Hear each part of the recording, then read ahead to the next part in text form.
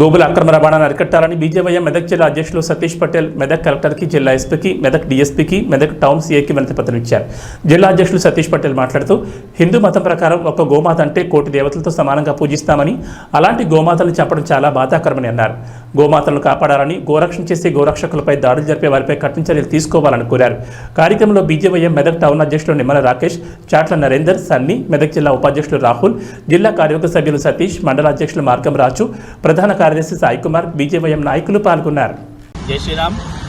ఈరోజు బజరంగ్ దళ్ ఆధ్వర్యంలో రాబోయే బక్రీద్ పండుగకి సందర్భంగా గోవధ విచ్చలవిడిగా జరుగుతున్నదని చెప్పేసి, గోవులని అక్రమంగా కట్టడి చేయడము, అక్రమంగా తీసుకెళ్లేసి చంపడము, అతి కిరాతకంగా చంపడము, దాన్ని తగ్గించాలని చెప్పేసి ఈరోజు జిల్లా కలెక్టర్ గారికి మరియు ఎస్పీ గారికి మరియు పట్టణ సిఐసార్ గారికి మెమరాండం ఇవ్వడం జరిగింది. ఈ గోవధని అరికట్టాలని చెప్పేసి మేము పోరాడుతుంటే, మేము గోవులని కాపాడాలని చెప్పేసి, మేము చట్టాన్ని అనుసరించాలని చెప్పేసి మేము పోరాటం చేస్తుంటే తిరిగి మాపై కేసులు పెట్టడం సమంజసం కాదు. మీరు గోహత్య చేస్తున్న వాళ్ళని మీరు శిక్షించండి, గోహత్యని అరికట్టండి, గోవులని కాపాడండి, హిందూ ధర్మాన్ని కాపాడండి అని చెప్పేసి మేము ఈ వేదిక నుంచి తెలియజేసుకుంటున్నాం.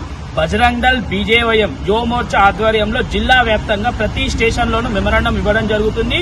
ప్రతి ఒక్క బీజేపీ కార్యకర్త కానివ్వండి, బజరంగ్ దళ్ కార్యకర్తలు కానివ్వండి, ప్రతి ఒక్క హిందువు కూడా ఈ గోహత్యని నిషేధించేలా మనం పోరాడుదాం. ప్రతి గ్రామంలో, ప్రతి మండలంలో ఈ 3 రోజులు కట్టుదిట్టం చేసేసి గోహత్యలని అరికట్టాలని చెప్పేసి కోరుకుంటూ జై శ్రీరామ్.